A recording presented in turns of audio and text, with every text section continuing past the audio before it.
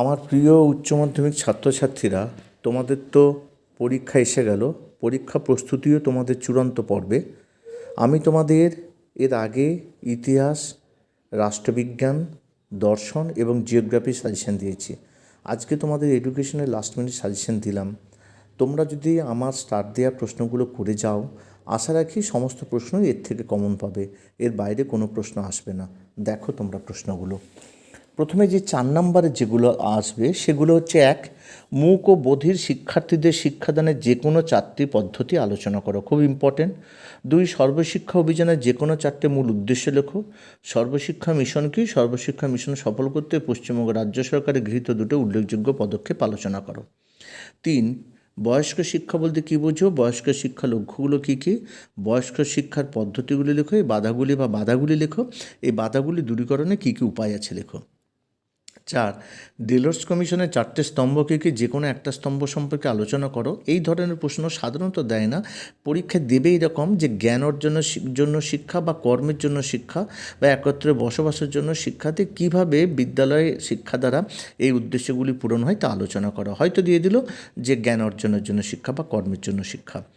5, কম্পিউটারের শিক্ষামূলক উপযোগিতা লেখো। শিক্ষাক্ষেত্রে কম্পিউটারের অবদান, অথবা শিক্ষা প্রযুক্তিকে কম্পিউটার শিক্ষা প্রযুক্তিতে কম্পিউটার কিংবা কম্পিউটারকে কি শিক্ষকের বিকল্প হিসেবে গণ্য করা যায়, ব্যাখ্যা করো। খুব ইম্পর্টেন্ট, দেখে নেবে। এবার প্রতিটা প্রশ্নের মান হচ্ছে 8। সাধারণ মানসিক ক্ষমতা কাকে বলে? স্পিয়ারম্যানের দ্বি-উপাদান তত্ত্বটি আলোচনা করো।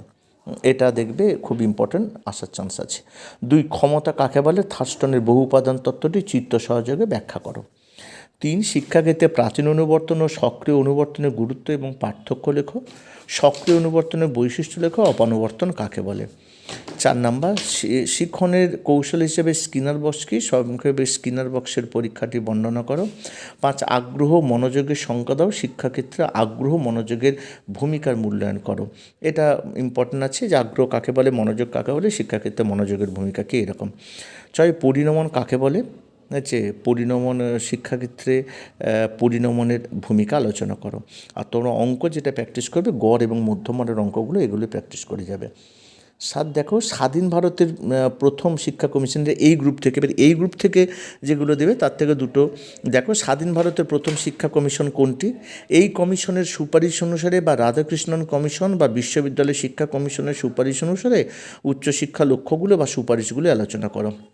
এই স্বাধীন ভারতের প্রথম শিক্ষা কমিশন বা রাধাকৃষ্ণন কমিশন খুবই ইম্পর্টেন্ট।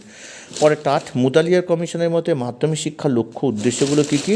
এই প্রসঙ্গে সপ্তপ্রবাহ ধারণাটি বর্ণনা করো, বা মাধ্যমিক শিক্ষার কাঠামো ও পরীক্ষণ বিষয়ে মুদালিয়ার কমিশনের সুপারিশগুলি আলোচনা করো।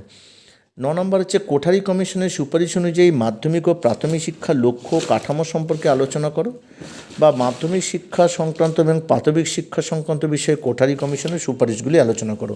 কোঠারি কমিশনের প্রাথমিক শিক্ষার সুপারিশগুলো খুবই ইম্পর্টেন্ট, খেয়াল রাখবে। পরেরটা হচ্ছে যে কারিগরি ও বৃত্তিমুখী শিক্ষা কাকে বলে? কারিগরি ও বৃত্তিমুখী শিক্ষার প্রয়োজনীয়তা ব্যাখ্যা করো এবং এদের মধ্যে সম্পর্ক লেখো। পরে 11, জাতীয় শিক্ষানীতি 1986 মূল সুপারিশগুলো আলোচনা করো। এটাও ইম্পর্টেন্ট, কারিগরি শিক্ষার এই 4টি খুবই ইম্পর্টেন্ট, দেখে রাখবে। 4টি আমার চ্যানেলটিকে সাবস্ক্রাইব করোনি তারা অবশ্যই চ্যানেলটিকে সাবস্ক্রাইব করে পাশে থাকা বেল আইকনটিকে বাজিয়ে সকল নোটিফিকেশন অন করে রাখবে, যাতে যে কোনো ভিডিও, যে কোনো সাজেশন তোমাদের কাছে প্রথম পৌঁছে যায়। আজ এই পর্যন্ত, আবার দেখা হবে পরবর্তী কোনো ভিডিওতে।